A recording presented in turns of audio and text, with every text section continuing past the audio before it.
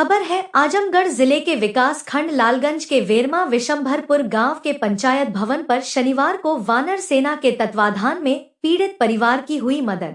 पूर्व सांसद धनंजय सिंह ने सौंपा 1 लाख का चेक। बता दें कि उसरौली निवासी आदर्श प्रजापति उम्र 10 वर्ष पुत्र स्वर्गीय शिवनचंद प्रजापति का 27 मार्च 2025 में सरसों तेल के कोल्हू की साफ्टिंग के पट्टे में आ जाने से दाहिना हाथ फंसकर उखड़ गया था। वह बुरी तरह घायल किशोर का परिवार इलाज कराने में सक्षम नहीं था। घटना की सूचना स्थानीय लोगों की सहायता से वानर सेना के संपर्क में पीड़ित परिवार आया। वानर सेना ने घायल किशोर का इलाज वाराणसी में कराने में पूरी तरह आर्थिक मदद की, जिससे आदर्श अब स्वस्थ है। आदर्श 3 भाई बहनों में सबसे छोटा है। बड़ा भाई पवन उम्र 15 वर्ष, बहन आंचल उम्र 13 वर्ष है। 1 वर्ष पूर्व पिता की बीमारी के कारण मौत हो गई थी। वानर सेना के संरक्षक पूर्व सांसद धनंजय सिंह ने 1 लाख का चेक दिया और पीड़ित परिवार का सदैव सहयोग करने की बात कही। लालगंज ब्लॉक प्रमुख प्रतिनिधि उद्धव सिंह उर्फ सोनू ने पीड़ित को 11,000 की आर्थिक मदद किया।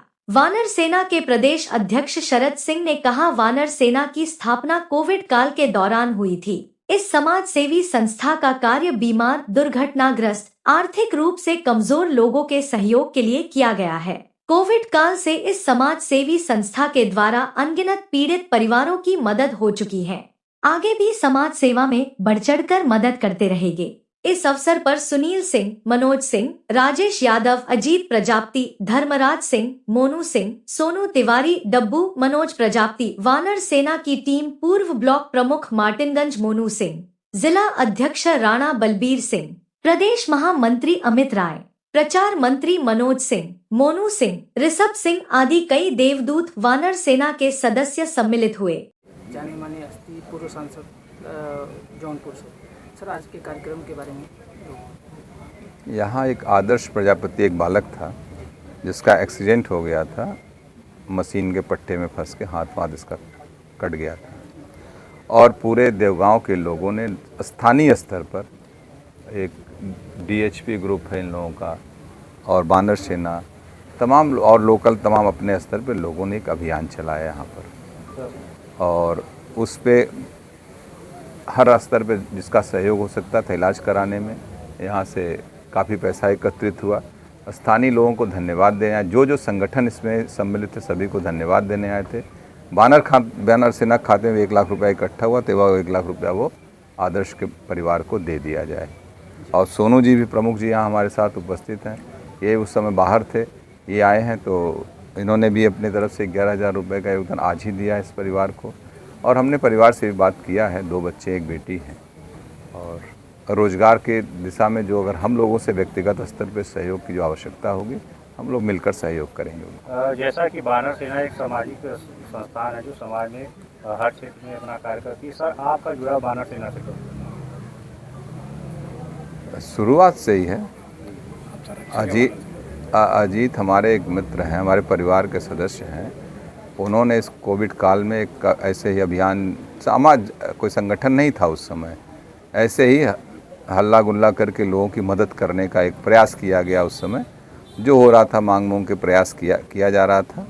उसके बाद धीरे धीरे उसको संगठन का रूप दे दिया गया कि सामाजिक सेवाओं में लोगों की मदद करने के लिए, किसी का एक्सीडेंट हो जाए, किसी को शिक्षा को लेके, शादी विवाह को लेके, जो भी हो सके, एक सामाजिक संगठन है, सामाजिक रूप से लोगों की मदद करे। वानर सेना का और किसी भी संगठन में, सुनिए, किसी भी संगठन में जो सामाजिक संगठन है उसको उसका सहयोग करना चाहिए, उसे प्रोत्साहित करना चाहिए। वानर सेना का विस्तार कहाँ है? अब हर जगह काम चल रहा है, जहाँ जहाँ देखिए, तो आज की डेट में सोशल मीडिया की रीच पूरे देश में, पूरी दुनिया में है। जो चीज़ आप भी मान लीजिए, आप लोगों से जो बात कही जा रही है ये पूरी देश दुनिया में पहुंच जाएगी। बहुत से लोग आपकी खबरों को शेयर करेंगे तो शेयर करते करते दुनिया में पहुंच जाएगी। तो उसमें जो संभाव के लोग, एक विचारधारा के लोग होते हैं जिनके अंदर ये भाव होता है कि समाज के प्रति अच्छा भाव रखा जाए, सहयोग किया जाए, ख़ास तौर से समाज के उस तबके के लिए जो अभी अपनी समस्याओं का समाधान करने में सक्षम नहीं है, ऐसे लोगों के लिए सब लोग मिलकर काम करते हैं। जौनपुर से आजमगढ़ आए हैं सहयोग के लिए, तो क्या कहेंगे समाज की?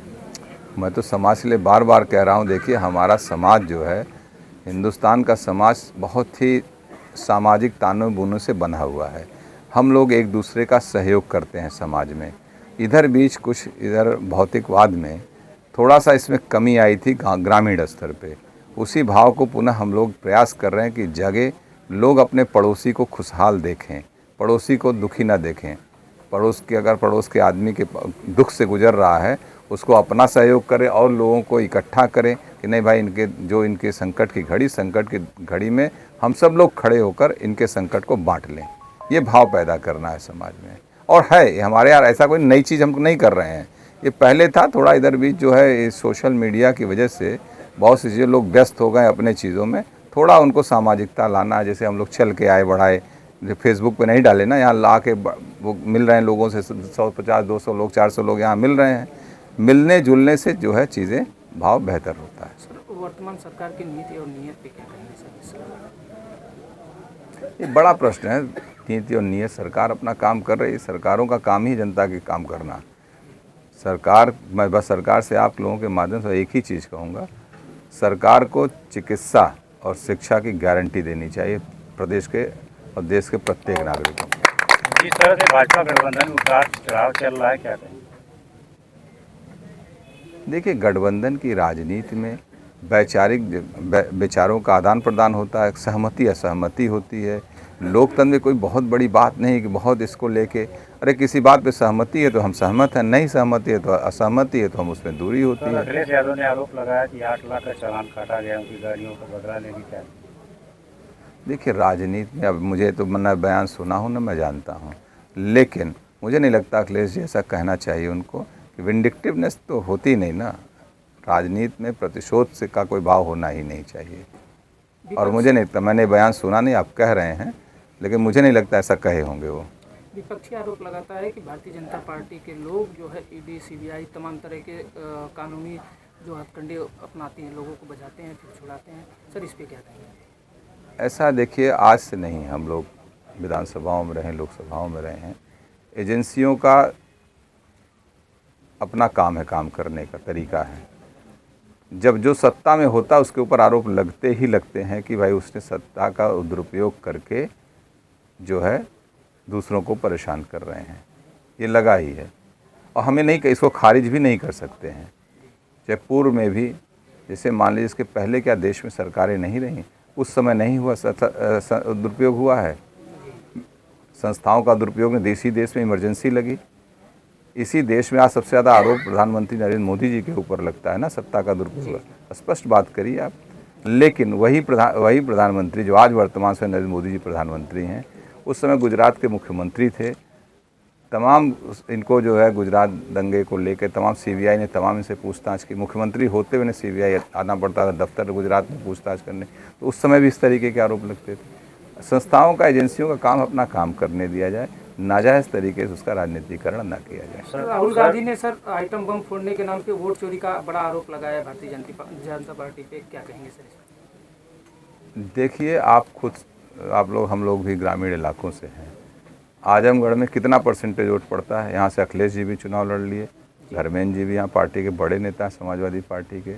60% वोट पड़ता है ना, बाकी 40% कहाँ चला जाता है भाई? अगर इसका मतलब मतदाता सूची में है, आपके घर से कोई व्यक्ति बचता है वोट डालने से?